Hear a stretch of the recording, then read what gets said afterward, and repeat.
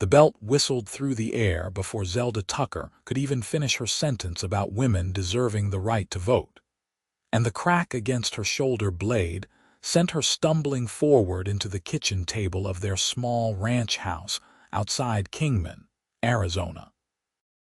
It was the summer of 1885, and the blazing heat seemed to amplify every sound, every gasp of pain, every moment of her father's fury as he raised the leather strap again.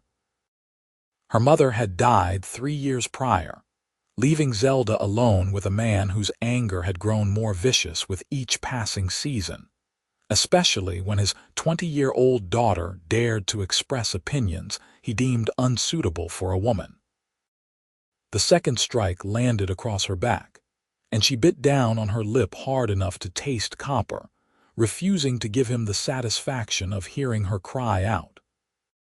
When he finally stormed out of the house, slamming the door so hard the windows rattled, Zelda remained hunched over the table, her cotton dress doing little to cushion the welts already forming beneath the fabric, and she made a decision that would change everything. She could not stay here anymore. The realization crashed over her with the weight of 1,000 stones, but also with a strange sense of liberation. Her father would be gone for hours, likely drowning himself in whiskey at the saloon in town, which gave her time to think, to plan, to figure out where a woman alone could possibly go in this harsh desert landscape. Zelda slowly straightened, wincing at the sharp pain that radiated from her shoulders down to her lower back. She walked to the cracked mirror hanging near the wash basin and examined her reflection. Dark circles shadowed her green eyes, and her auburn hair had come loose from its braid during the beating. But beneath the exhaustion and pain, she saw something else, a spark of defiance that no amount of violence could extinguish. The ranch sat about 5 miles from the center of Kingman, a growing town along the Atlantic and Pacific Railroad line. Her father raised cattle, though his drinking had caused the operation to decline significantly over the past year. They had 2 ranch hands who came and went, neither staying long once they witnessed his temperament. Zelda had learned to keep her thoughts to herself most of the time, but today she had made the mistake of responding when her father declared that women who wanted to vote should be locked away in asylums. She had simply said that perhaps women had valuable perspectives on how the country should be run, and that had been enough to ignite his rage.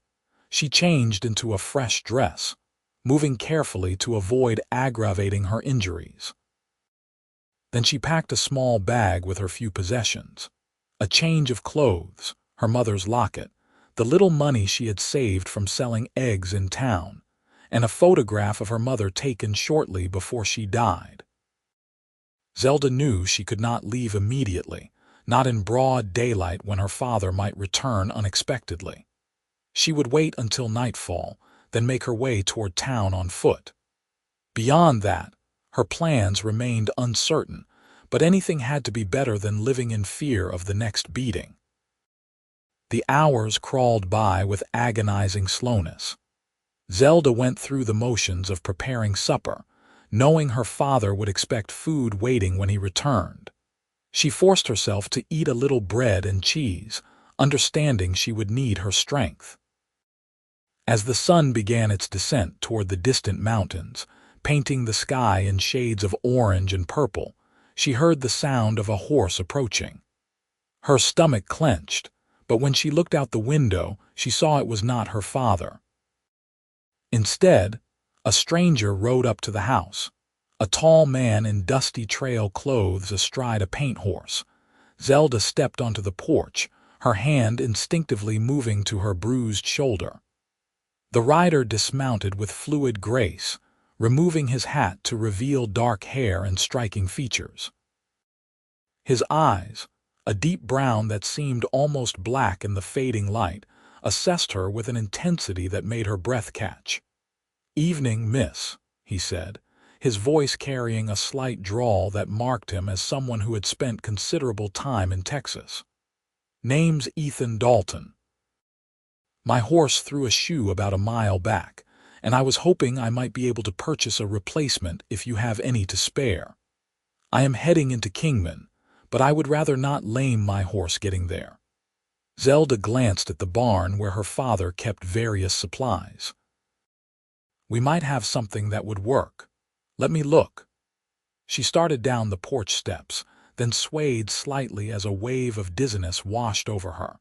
The combination of pain, stress, and barely eating had taken its toll. Ethan moved quickly, steadying her with a gentle hand on her elbow. "You all right, miss?"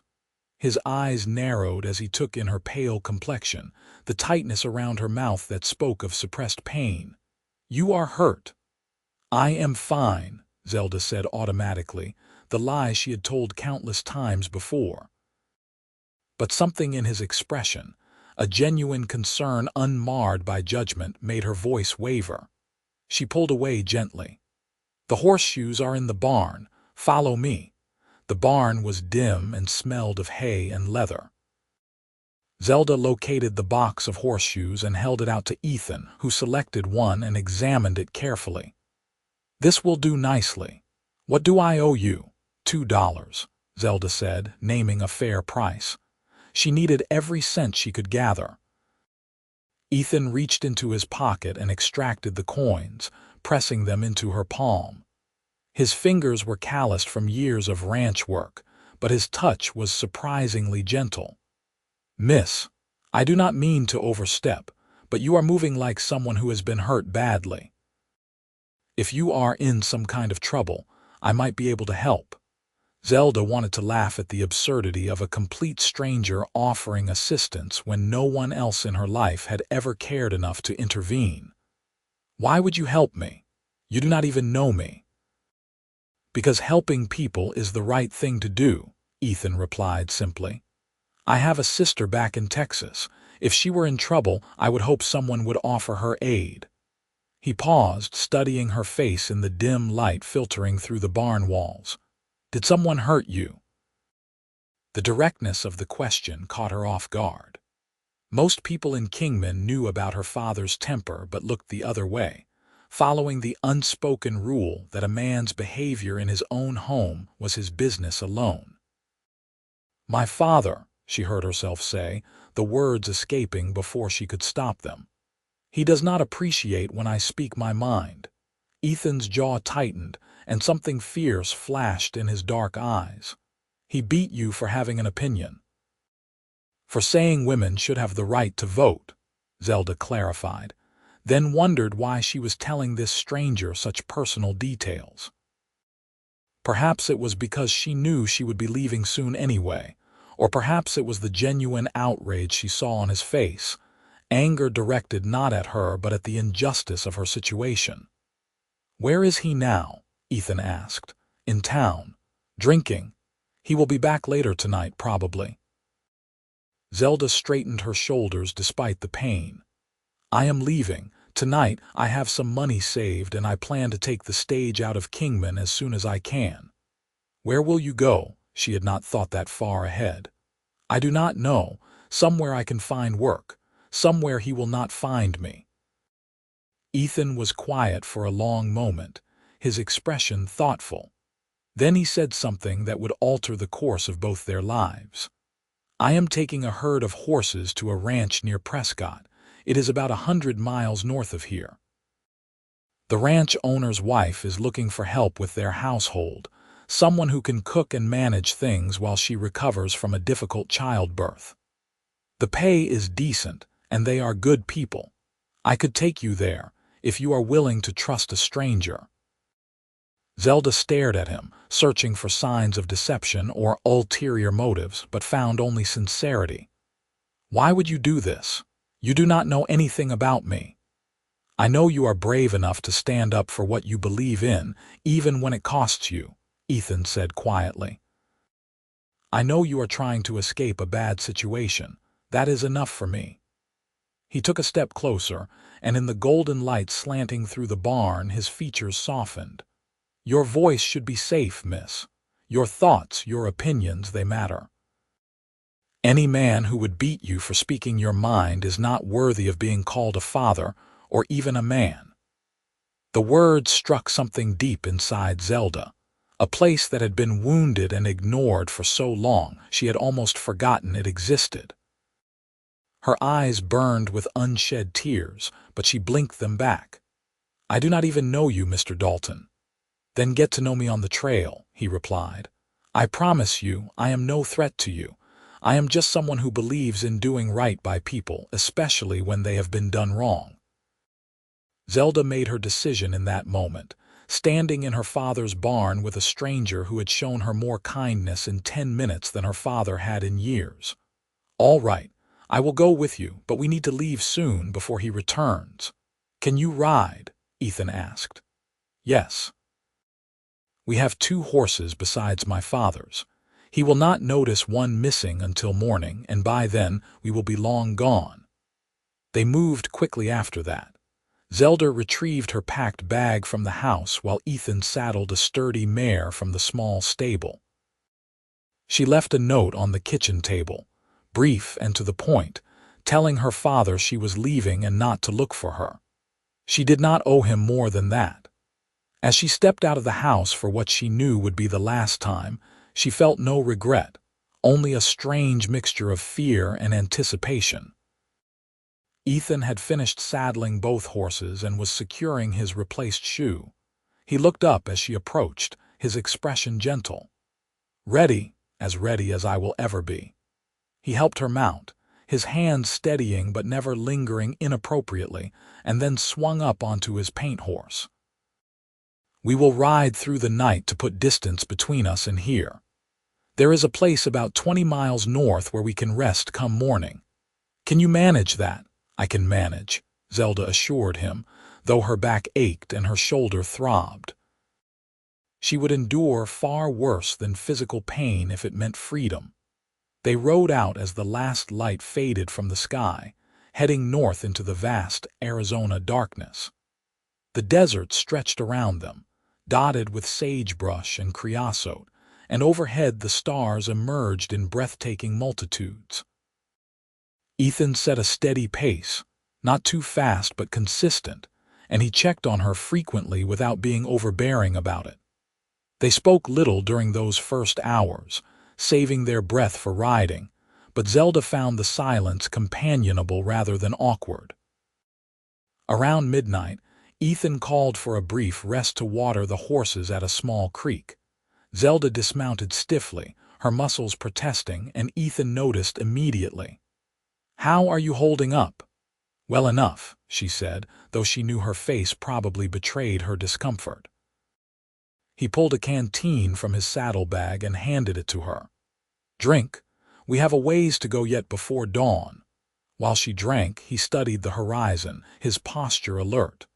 "I do not think your father would follow tonight, not if he is drinking, but we should not take chances." "He will be angry," Zelda said quietly. "Angrier than I have ever seen him. But I think his pride will keep him from admitting I ran away. He will probably tell people I went to stay with relatives or some such lie." "Good. That makes it easier for you to start fresh." Ethan turned back to her, and in the moonlight his features were all planes and shadows. "Tell me about yourself, Zelda Tucker. What do you want out of life, besides safety?" No one had ever asked her that before. Zelda considered the question as she took another sip of water. "I want to matter. I want my thoughts and words to count for something. I want to wake up in the morning without fear. I want to read books and learn things and maybe, someday, help other women who are trapped like I was." She handed the canteen back to him. "What about you, Ethan Dalton? What do you want?" "Land of my own, eventually," he said. "A place where I can raise horses, maybe cattle. A home." He paused. "Someone to share it with, though I have not had much luck in that department. Most women are not interested in a drifter who spends half his time on the trail." "You do not seem like just a drifter," Zelda observed. "You seem like a man with purpose." He smiled, the first real smile she had seen from him, and it transformed his face from handsome to striking. "I appreciate that. Come on, we should keep moving. They rode through the remainder of the night, and as the sky began to lighten in the east, Ethan guided them to a sheltered spot among a cluster of cottonwood trees near another water source. "We will rest here for a few hours," he said. "I will keep watch while you sleep." "You need rest too," Zelda protested. "I will sleep after you do. I am used to keeping odd hours." He helped her down from the mare, and this time when her knees buckled slightly from exhaustion, he caught her easily. For a moment they stood close, and Zelda was acutely aware of his strength, his warmth, the way his eyes held hers with an intensity that made her heart beat faster. "Thank you," she whispered, "for everything." "You do not need to thank me," Ethan said, but his voice had gone rough. "Your voice is safe with me, Zelda. Always. I promise you that." The words settled over her like a benediction, and she felt something shift inside her chest, a loosening of the tight bands of fear and pain that had constricted her for so long. She nodded, not trusting herself to speak, and allowed him to guide her to a spot where he had spread out a bedroll. "Take this," he said. "I have another." Zelda was too tired to argue. She lay down, her body aching but her mind strangely at peace, and watched as Ethan settled nearby with his rifle across his lap, his gaze scanning the surrounding landscape. The last thing she saw before sleep claimed her was his profile against the dawn sky, strong and vigilant, and she felt safer than she had in years. When she woke, the sun was high overhead and the heat had settled over the land like a heavy blanket. Ethan was sleeping a few feet away, his hat pulled low over his face, and the horses were grazing peacefully nearby. Zelda sat up slowly, wincing as her bruised muscles protested. She made her way to the creek and splashed cool water on her face, then drank deeply. Her stomach rumbled, reminding her she had barely eaten in the past day. A sound behind her made her turn. Ethan was awake, sitting up and watching her. "Good afternoon," he said. "You slept for about 5 hours. How do you feel?" "Sore, but better," she admitted. "Hungry." He reached for his saddlebag and produced some dried beef and hardtack. It was not much, but Zelda accepted it gratefully. They ate together in the shade of the cottonwoods, and Ethan explained their route. "We will follow the old trail north toward Prescott.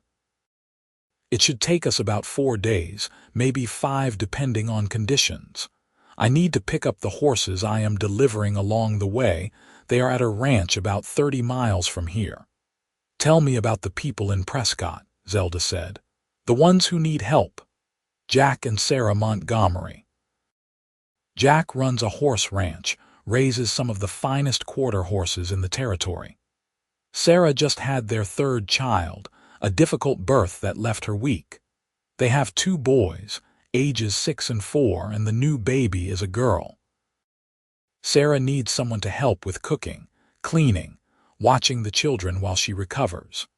Jack mentioned it when I was there last month delivering horses, said they would pay $25 a month plus room and board. $25 was more than Zelda had hoped for. "That sounds good, better than good." "They are good people," Ethan assured her. "They will treat you fair." He hesitated, then added, "And I will be in the area for a while. I have a small place about 10 miles from their ranch. Nothing fancy. Just a cabin and some grazing land I am leasing while I build up my herd. So you will not be among complete strangers." The thought of having Ethan nearby eased some of Zelda's anxiety about starting over in an unfamiliar place. She was beginning to realize how much his presence comforted her, how safe she felt around him despite knowing him less than a day. It should have worried her, this rapid development of trust, but instead it felt natural, as if some part of her recognized something essential in him. They rode out again in the late afternoon when the worst of the heat had passed. The landscape gradually changed as they traveled north, the flat desert giving way to more varied terrain with rolling hills and increased vegetation. Ethan pointed out landmarks and told her stories about the area, his knowledge extensive from years of traveling these trails. He had been raised on a ranch in Texas, he explained, the youngest of 4 children and the only son. When his father died, his eldest sister's husband took over the family ranch, and Ethan decided to make his own way in Arizona territory. "You miss Texas?" Zelda asked as they paused to rest the horses near sunset. "Sometimes. I miss my family, but we write letters when we can. My mother passed a few years back, but my sisters are all doing well, married with families of their own." He adjusted his hat against the slanting light. "What about you? Any family besides your father?" "No one close. My mother was an only child and her parents died before I was born. My father has a brother somewhere back east, but they have not spoken in over a decade." Zelda stroked her mare's neck absently. "I used to have friends in Kingman, but my father drove most of them away. He did not like me spending time with anyone he could not control." "He sounds like a deeply unhappy man," Ethan said. "Though that is no excuse for how he treated you." "My mother used to be able to calm him," Zelda remembered. She had a way of redirecting his anger, diffusing situations before they exploded. After she died, there was no buffer anymore. "And I look like her, which I think makes it worse." Sometimes he would look at me and I could see he was remembering her, and then he would get angry all over again, as if I was to blame for her being gone. Ethan moved closer, and before Zelda realized what he intended, he reached out and gently tucked a loose strand of hair behind her ear. "You are not to blame for anything. You deserve to be treated with respect and kindness. You deserve to have your voice heard without fear." His touch sent warmth spreading through her, and Zelda found herself leaning slightly into his hand before he withdrew it. "You keep saying things like that. Why? Why do you care so much about a stranger's voice being heard?" "Because I have seen what happens when people are silenced," Ethan said, his expression serious. "I have seen men and women beaten down until they stop fighting, stop hoping. It is one of the worst things one person can do to another, taking away their spirit. And you, Zelda Tucker, you have a strong spirit. It shines through despite everything you have endured. That is worth protecting." No one had ever spoken to her this way with such conviction and respect. Zelda felt tears prick her eyes, but this time she did not fight them. "I feel like I am in a dream. Yesterday morning I woke up in hell, and now I am riding across Arizona with a man who treats me like I matter." "You do matter," Ethan said firmly. "Do not ever doubt that." They made camp that night in a small canyon that offered protection from the wind and any potential observers. Ethan built a modest fire and made coffee while Zelda laid out the bedrolls. The domesticity of it felt strange and comfortable all at once, like they were playing at something that could become real with time. They talked late into the night, sharing stories about their childhoods, their dreams, their fears.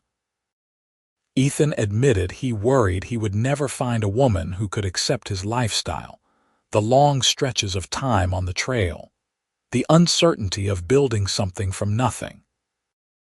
Zelda confessed her secret love of books, how she used to sneak volumes from the small library in Kingman and read by candlelight after her father passed out drunk. "What kind of books?" Ethan asked, genuinely interested. "Everything. Novels, poetry, philosophy. I once read a book by a woman named Mary Wollstonecraft who wrote about women's rights. It changed how I saw the world." Zelda stirred the fire with a stick, watching sparks rise into the darkness. "That is when I started speaking up more, and that is when my father's beatings got worse." "Knowledge is power," Ethan said, "and some men fear powerful women. Do you?" He looked directly at her, his dark eyes reflecting the firelight. "No, I find them intriguing." The way he said it made heat rise in Zelda's cheeks, and she looked away, suddenly shy. Ethan chuckled softly. I have embarrassed you. I apologize. No, you have not. I mean yes, but not in a bad way. Zelda struggled to articulate the unfamiliar feelings swirling through her. I am not used to compliments, to being seen as anything other than a burden or a disappointment. Then the men in Kingman are fools, Ethan said bluntly. You are intelligent, brave, and beautiful. Any man would be lucky to have your attention. Beautiful. He had called her beautiful. Zelda's heart hammered in her chest as she raised her eyes to meet his again. The air between them seemed to thicken, charged with possibility.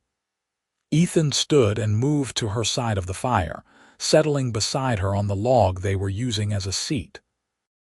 He was close enough that she could feel the warmth radiating from him, close enough that she caught the scent of leather and sage that clung to his clothes. Zelda, he said softly, I know we have only known each other a day, but I feel something when I am with you. Something I have not felt before. I do not want to presume or make you uncomfortable, but I also do not want to pretend it is not there. She knew exactly what he meant because she felt it too, this pull between them that defied logic and timeline. I feel it as well, she whispered. It frightens me a little. Everything has happened so fast. We do not have to rush anything, Ethan assured her. We have time. I just wanted you to know that this, helping you, it is not just about doing the right thing anymore. I want to know you, Zelda. I want to see where this leads. Zelda reached out and took his hand, lacing her fingers through his. His palm was warm and calloused, solid and real. I want that too. They sat like that for a long time, hands joined, watching the fire burn down to embers. When they finally settled into their respective bedrolls, Zelda felt a contentment she had never experienced before, as if all the broken pieces inside her were beginning to align into something whole. The next day brought them to the ranch where Ethan's horses were waiting. The ranch was run by an elderly couple who greeted Ethan warmly and eyed Zelda with curiosity, but no judgment. While Ethan inspected the horses, a string of 6 beautiful paints and chestnuts, the wife took Zelda aside and offered her a proper meal and the use of a washroom. It felt like luxury to clean herself thoroughly and eat hot food, and Zelda emerged feeling more human than she had since leaving Kingman. That man looks at you like you hung the moon, the wife, whose name was Martha, observed as they washed dishes together. I have known Ethan Dalton for 3 years, and I have never seen him look at a woman that way. Zelda felt her cheeks warm. We only just met. Sometimes that is all it takes, Martha said wisely. My husband and I knew after 2 days we would marry. We have been together 43 years now. She dried a plate and set it aside. Ethan is a good man, honest and hardworking. If he has chosen to help you, you can trust he means well. He told me my voice is safe with him, Zelda said quietly, that my thoughts and opinions matter. I have never had anyone say that to me before. Martha smiled, her weathered face crinkling. Then hold on to him, dear. Men like that are rare treasures in this world. When they left the ranch that afternoon with the string of horses, Zelda rode alongside Ethan with a lightness in her chest that had nothing to do with escaping her father, and everything to do with the man beside her. They traveled more slowly now with the additional horses, but neither minded. It gave them more time to talk, to learn the small details about each other that build intimacy. Ethan told her about his dream of breeding horses that combined speed, endurance, and intelligence. Zelda shared her secret wish to maybe one day teach, to help children learn and think critically about the world. You would make an excellent teacher, Ethan said. You have a way of explaining things that makes them clear and interesting. How would you know that? Because you have been teaching me things since we met. About books, about philosophy, about seeing the world from a different perspective. He grinned at her. I am a better man for knowing you, Zelda Tucker, even after just 3 days. 3 days. It felt like both longer and shorter, as if time had taken on different properties since they met. That night, they camped in a meadow filled with wildflowers, and after they ate, Ethan surprised her by pulling out a harmonica and playing a soft, melancholy tune. Zelda lay back on her bedroll and watched the stars wheel overhead, listening to the music and feeling profoundly at peace. When he finished playing, Ethan set the harmonica aside and lay down on his own bedroll, which he had positioned closer to hers than previous nights. "My mother taught me to play. She said music feeds the soul." "It is beautiful," Zelda said. "Play another." He did, something livelier this time, and Zelda found herself humming along. When the song ended, she rolled onto her side to face him. They were close enough that she could see the details of his face in the firelight, the small scar above his left eyebrow, the way his eyes crinkled at the corners when he smiled. "Ethan," she said softly. "Yes, thank you for seeing me. For really seeing me, not just what I was supposed to be or what someone wanted me to be, but who I actually am." He reached across the space between their bedrolls and found her hand.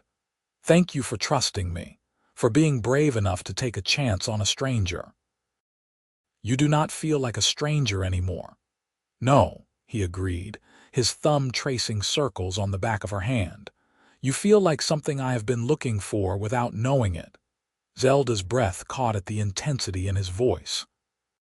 She wanted to close the distance between them, to feel his arms around her, but fear held her back. Fear of moving too fast, of making a mistake, of being hurt again. Ethan seemed to sense her hesitation, because he simply continued holding her hand, his touch gentle and reassuring. "We have time," he repeated his words from the previous night. "There is no rush." But despite his words, Zelda could feel something building between them, a tension that was equal parts anticipation and desire. She fell asleep that night still holding his hand, and she dreamed of a future that seemed almost within reach. The fourth day brought them into hillier country, with pine forests replacing the desert scrub. The air was cooler here, crisp and fragrant with sap and earth. Ethan pointed out the trail that led to his leased land, a narrow path winding up into the hills. "I will take you there someday soon," he promised, "if you want to see it." "I do," Zelda said, and she meant it. She wanted to see every part of his life, to understand what drove him, what made him who he was. They reached the Montgomery Ranch late in the afternoon of the fifth day. It was a sprawling property with a large main house, several barns and outbuildings, and extensive corrals. As they rode up, a man emerged from the largest barn, tall and broad-shouldered with sun-bleached hair. His face broke into a smile when he saw Ethan. Dalton, right on time as always. He strode over and shook Ethan's hand enthusiastically, then turned to Zelda with friendly curiosity. "And who is this, Jack Montgomery? Meet Zelda Tucker. She is interested in the position you mentioned, helping Sarah with the household." Jack's expression turned hopeful. "Is that so? Well, Miss Tucker, you would be an answer to our prayers. Sarah is trying to do too much too soon, and the doctor said she needs to rest more. Come inside and meet her. We can discuss the details." The interior of the house was spacious and well-appointed, though currently showing signs of being managed by an overwhelmed household. Toys littered the floor and dishes were stacked in the kitchen. Jack led them to a large bedroom where a woman sat in a rocking chair, nursing an infant. She looked up as they entered, and despite the exhaustion evident in her face, she smiled warmly. "Sarah, this is Zelda Tucker." "She might be able to help us," Jack said gently. Sarah's eyes filled with tears of relief. "Please tell me you are interested in the position. I am at my wit's end trying to manage everything, and Jack is already working from dawn to dusk." Zelda moved closer, looking at the tiny baby in Sarah's arms. "I am very interested. I can cook, clean, watch children, whatever you need." "Can you start now?" Sarah asked, half joking but with real desperation underneath. "Yes," Zelda said simply. The gratitude on both Jack and Sarah's faces was almost overwhelming. They quickly worked out the details. $25 per month plus room and board, 1 day off per week, a small bedroom of her own off the kitchen. Ethan helped Zelda settle in, carrying her meager belongings to the little room that would be hers. It was simple but clean, with a real bed, a wardrobe, and a window that looked out over the corrals. "This is perfect," Zelda said, running her hand over the patchwork quilt that covered the bed. "I cannot believe this is real." Ethan set her bag down and turned to face her. They were alone in the room, the door open but no one nearby. "It is real. You are safe now, Zelda. You can build a new life here." "Because of you," she said, moving closer to him. "None of this would have happened if you had not stopped at my father's ranch." "I think we were meant to meet," Ethan said softly. He reached up and cupped her face gently, his thumb brushing across her cheekbone. "These 5 days with you have been the best I can remember." Zelda leaned into his touch, her eyes closing briefly at the tenderness of it. When she opened them again, Ethan was watching her with an expression that made her heart race. "When will I see you again?" "I will come by tomorrow if that is all right. I need to deliver these horses to Jack and settle some business, but I could stay for supper if the Montgomerys do not mind." "I will make sure they do not mind," Zelda said, surprising herself with her boldness. Ethan smiled, that warm, transformative smile that she had come to love. Then, moving slowly to give her time to pull away if she wanted, he leaned down and pressed a soft kiss to her forehead. "Until tomorrow, then." The kiss, though innocent, sent warmth flooding through Zelda's entire body. She stood in her new room for several minutes after Ethan left, her hand pressed to where his lips had touched, and felt tears of joy rather than pain for the first time in longer than she could remember. The next weeks fell into a comfortable rhythm. Zelda threw herself into her work at the Montgomery Ranch, finding deep satisfaction in bringing order to the household chaos. She cooked hearty meals, cleaned, played with the 2 boys, and helped Sarah with the baby whenever needed. Sarah recovered quickly with the reduced stress, and she and Zelda developed a genuine friendship. Sarah was only a few years older than Zelda and shared her interest in books and current events. She also, Zelda noted with amusement, seemed determined to facilitate the romance developing between Zelda and Ethan. Ethan came by nearly every day, usually in the evenings. Sometimes he helped Jack with ranch work. Other times he simply visited, sitting in the kitchen while Zelda prepared supper or taking walks with her after the day's work was done. Their relationship deepened with each passing day, layers of friendship and attraction weaving together into something substantial and real. He told her more about his plans for his own ranch, his dreams of breeding horses that would be sought after throughout the territory. She shared her growing confidence, her happiness at having meaningful work and genuine friendships. One evening, about 3 weeks after her arrival, Ethan asked if she would like to see his land. Sarah readily agreed to manage without her for a few hours, giving Zelda a knowing smile as she headed out with Ethan.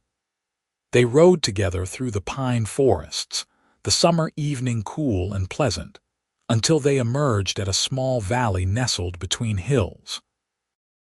A creek ran through it, and a modest cabin stood near the water with a barn and corral nearby. About 20 horses grazed in the meadow, their coats gleaming in the slanting light. "This is it," Ethan said, a note of pride in his voice. "It is not much yet, but it is mine." "Well, least for now, but I am saving to buy it outright." Zelda dismounted and walked toward the cabin, taking in every detail. It was rough-hewn but solid, built by someone who knew what they were doing. The door stood open, and she stepped inside to find a single large room with a fireplace, a simple kitchen area, a table and chairs, and a bed in one corner. Everything was clean and well-maintained despite being clearly the home of a bachelor. "It is wonderful," she said sincerely. "I can see why you love it here." Ethan came up behind her close enough that she could feel his presence like heat at her back.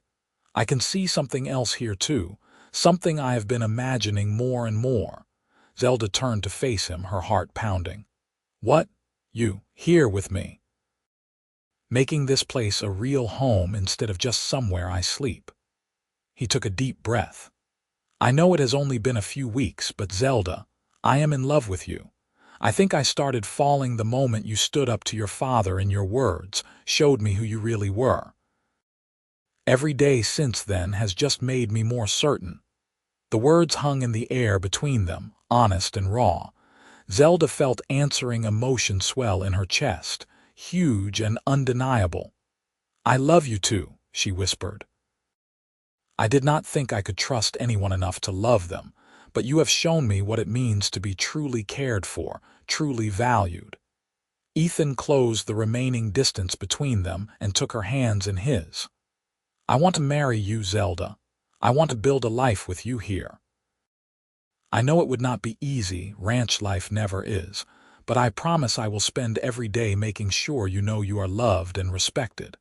Your voice will always matter in our home. Your thoughts, your opinions, your dreams, they will all be safe with me." Tears streamed down Zelda's face, but they were tears of overwhelming joy. "Yes," she said. "Yes, I will marry you, Ethan Dalton." He swept her into his arms, holding her tightly, and then he was kissing her, really kissing her with a passion and tenderness that made her knees weak. Zelda clung to him, kissing him back with all the love and gratitude and hope that filled her. When they finally broke apart, both breathing hard, Ethan rested his forehead against hers. "I will make you happy," he vowed. "I swear it." "You already have," Zelda replied, reaching up to touch his face. "You saved me, Ethan. In every way a person can be saved." They stood in the cabin that would become their home, holding each other as the sun set over the Arizona hills, and Zelda felt the last traces of fear and pain dissolve. She had found something she never thought possible: true love, genuine partnership, and a future full of promise.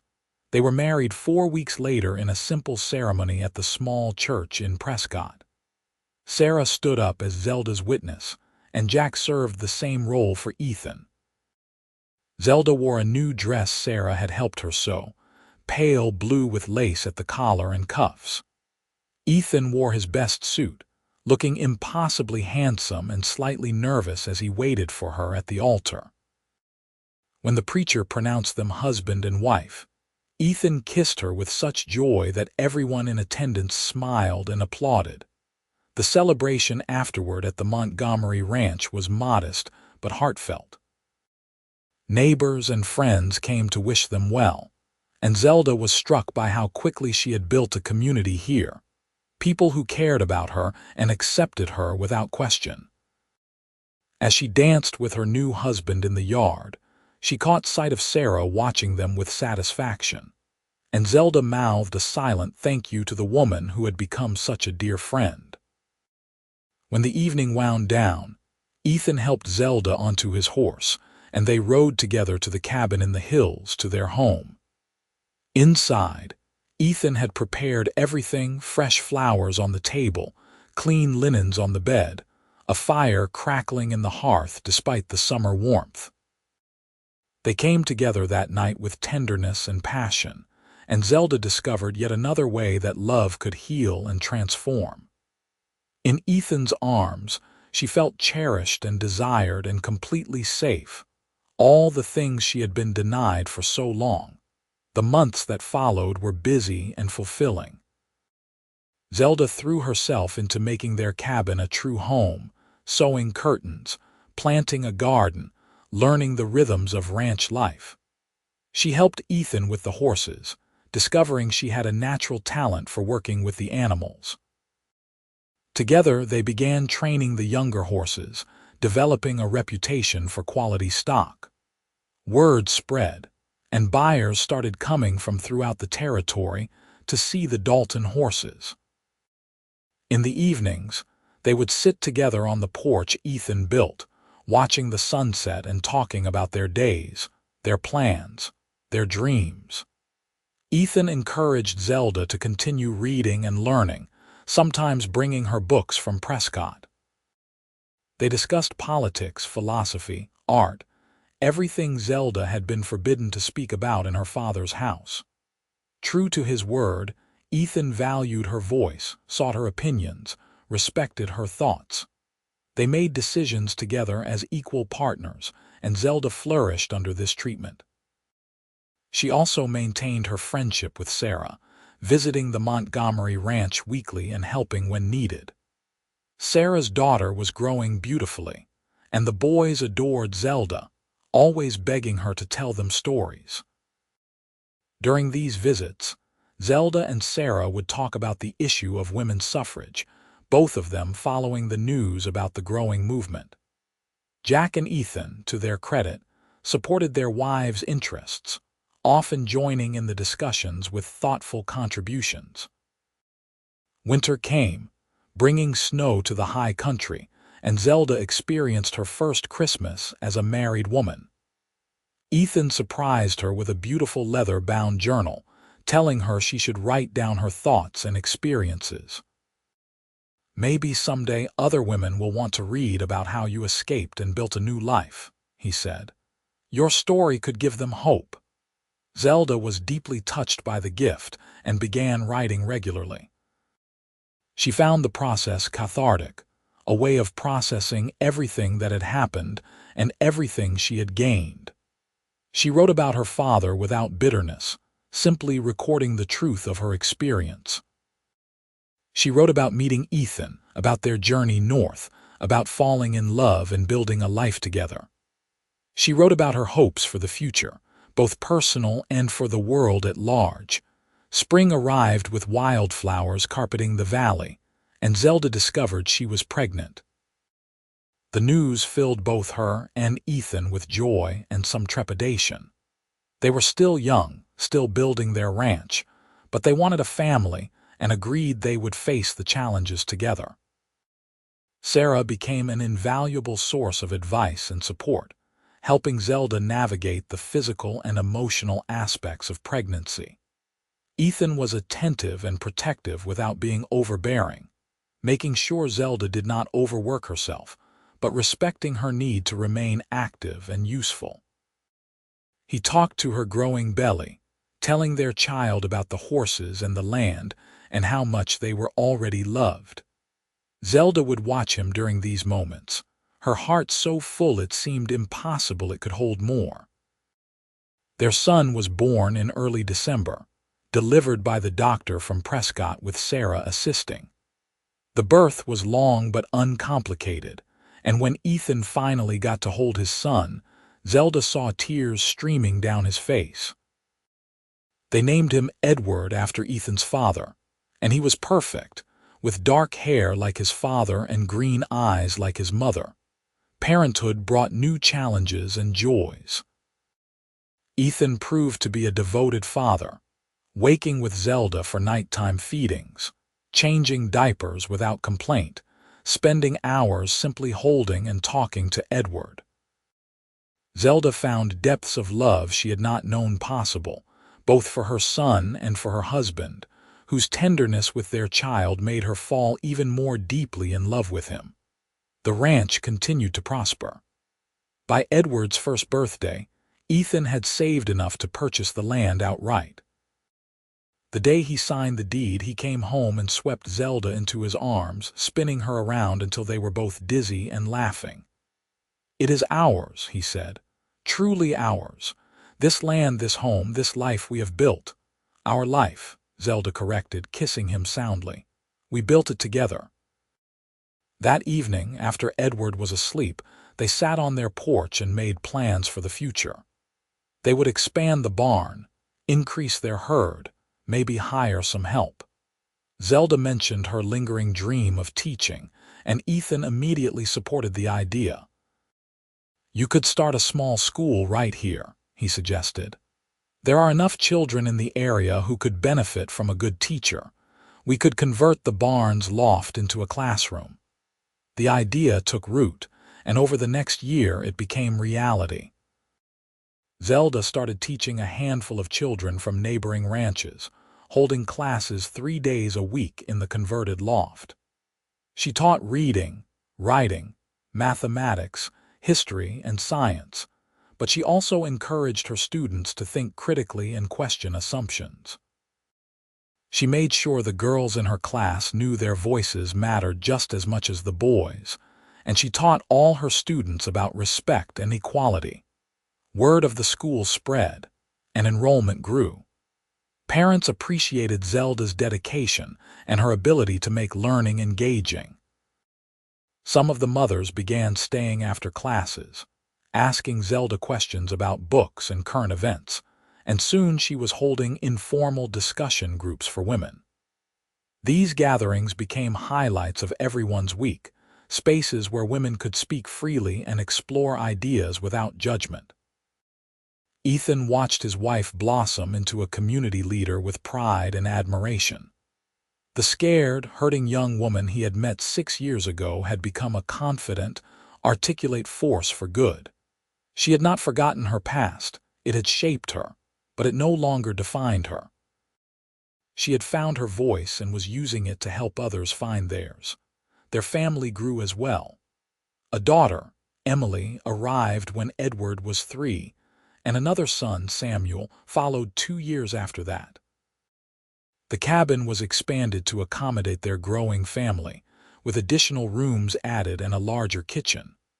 The house filled with laughter, arguments, learning, love, all the sounds of a healthy, thriving family. Through it all, Zelda and Ethan's love deepened and matured. They weathered the inevitable challenges that come with marriage and parenthood, difficult seasons, financial pressures, exhaustion, illness.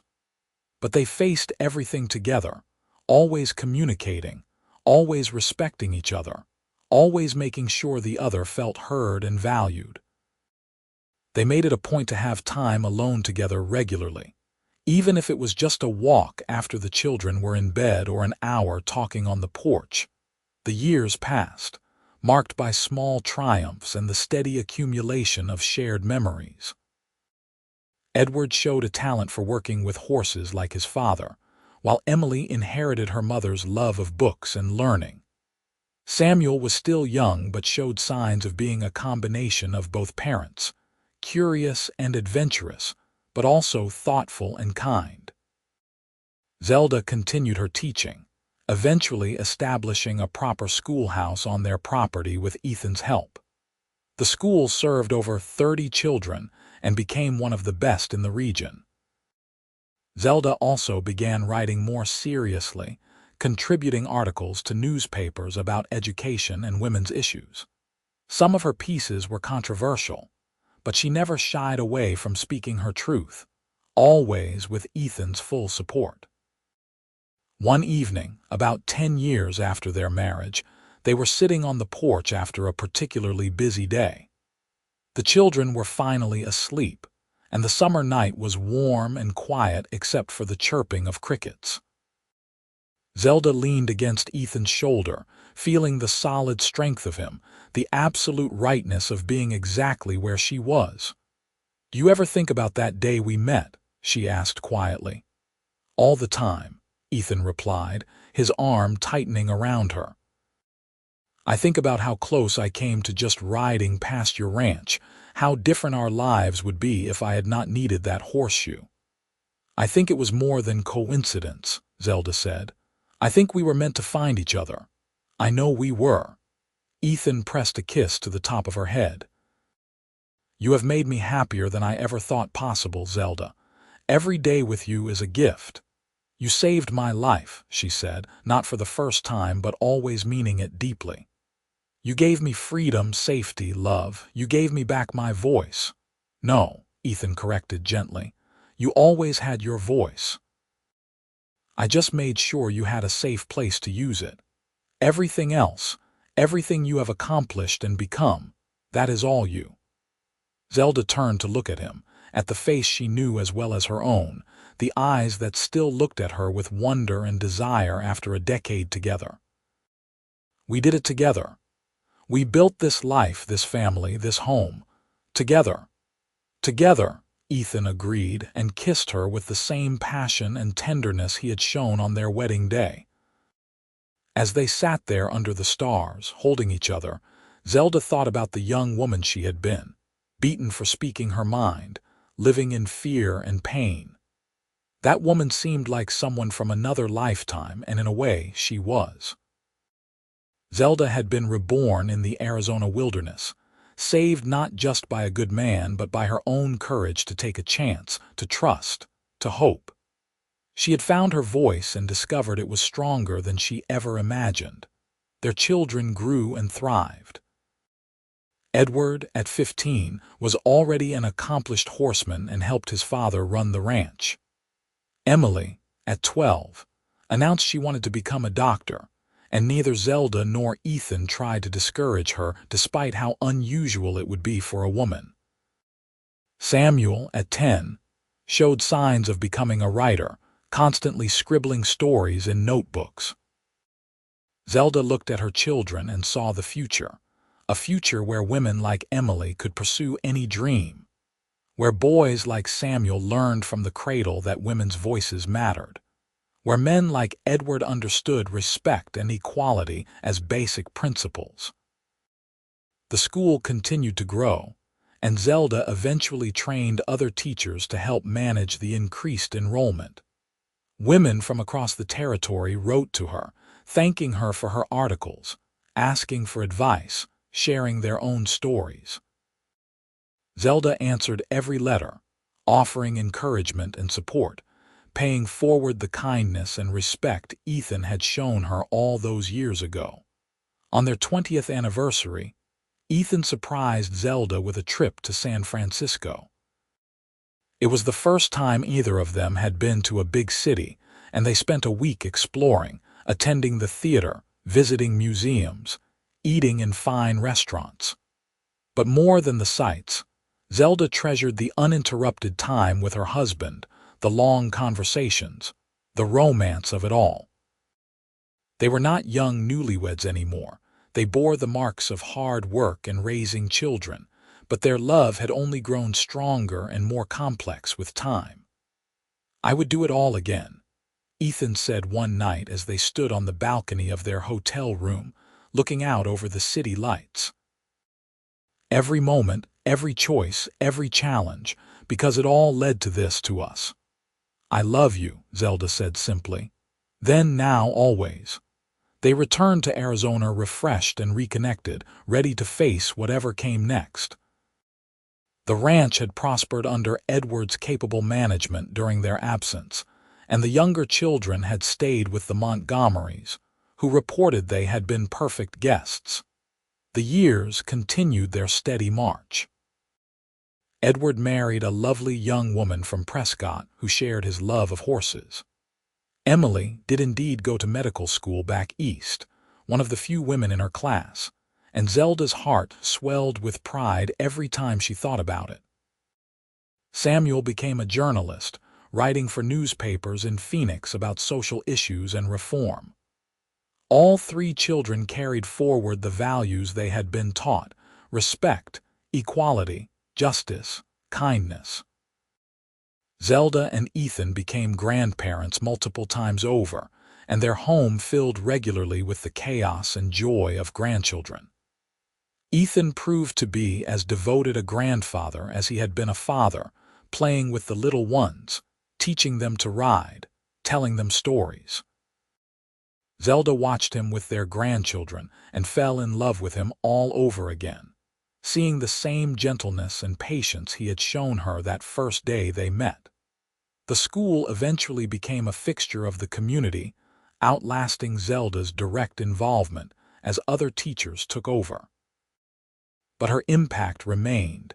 Generations of children who had learned to think critically and question assumptions, who had been taught that all voices mattered regardless of gender.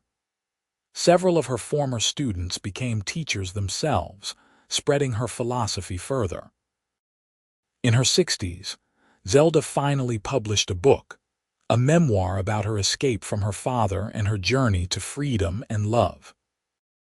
She had debated for years whether to share such personal details, but Ethan encouraged her, pointing out that her story could help countless women trapped in similar situations. The book was a modest success, selling well enough to reach women throughout the West. Zelda received hundreds of letters from readers thanking her for giving them hope, for showing them that escape and happiness were possible. One letter came from an unexpected source. It was from a lawyer in Kingman, informing Zelda that her father had died 6 months prior. He had left no will, and his small ranch had been sold to pay debts. The lawyer had tracked Zelda down to inform her as the only surviving heir, though there was nothing to inherit. Zelda read the letter without emotion, feeling neither grief nor satisfaction, just a distant sense of closure. That chapter of her life had ended long ago. The man who beat her had no power over her anymore and never would again. She showed the letter to Ethan, who read it and then took her hand. "How are you feeling?"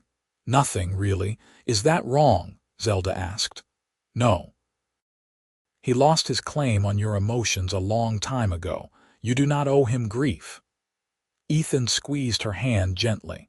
"You built a beautiful life despite him, not because of him. That is the best revenge." Zelda smiled, leaning into her husband's embrace.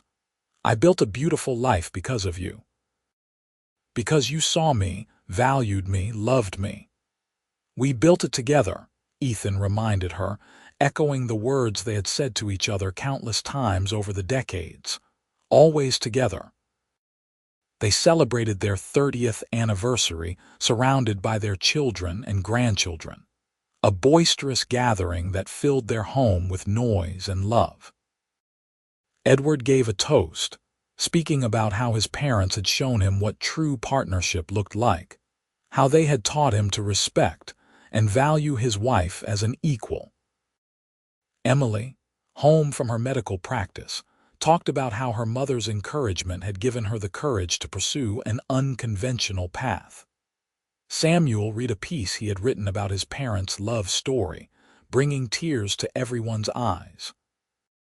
When it was Zelda's turn to speak, she looked around at all the faces, family and friends who had become family, and felt overwhelmed with gratitude. 30 years ago, I was a different person, scared and hurting and alone. Then I met a man who changed everything. Ethan, you gave me the greatest gift anyone can give. You made me feel safe enough to be fully myself. You protected my voice when it needed protection and amplified it when it needed to be heard. Every good thing in my life stems from that first act of kindness, stopping to help a stranger in trouble. I love you more today than I did 30 years ago, and I will love you more tomorrow than I do today." Ethan stood and pulled her into his arms, kissing her to the applause and good-natured teasing of their family. "To another 30 years, he said when they broke apart. "At least," Zelda agreed, laughing through happy tears. The years grew gentler as they moved into their 70s. The ranch was fully in Edward's hands now, though Ethan still helped when he could and spent hours with the horses he loved. Zelda had retired from teaching, but she still wrote regularly, contributing essays and articles that were widely read and respected. They had more time for each other now, more quiet mornings over coffee, more evenings watching the sunset, more stolen kisses and tender moments. Age brought its challenges, aches and pains, fading energy, the losses of friends and contemporaries. Jack Montgomery passed away, and they mourned with Sarah, who had been such an important part of their lives. But through it all, Zelda and Ethan faced everything hand in hand, their love the constant that sustained them through every season. One evening in their early 80s, they sat on their porch as they had thousands of times before. Ethan's hair was completely white now, and Zelda's auburn locks had faded to silver. His hand, when he reached for hers, trembled slightly with age, but his grip was still strong, still sure. They sat in comfortable silence, watching their great-grandchildren play in the yard, their shouts and laughter carrying on the evening breeze. "You remember what you said to me that first night?" Zelda asked softly. In the barn, Ethan smiled, his memory still sharp despite his years. "Your voice is safe with me, always." "You kept that promise," Zelda said. "Every single day for 60 years you kept that promise." "It was an easy promise to keep," Ethan replied.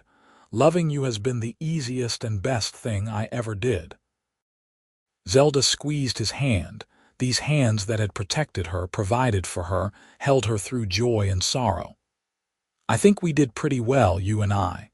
Look at all of this, our children, our grandchildren, our great-grandchildren. The school, the ranch, the life we built. We did good, Ethan."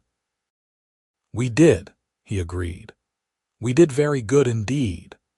They sat together as the sun set over the Arizona hills they had called home for 6 decades.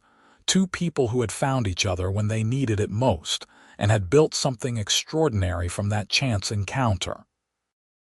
Zelda rested her head on Ethan's shoulder, feeling the steady beat of his heart, and thought about that terrified young woman who had run away from her father's ranch so long ago.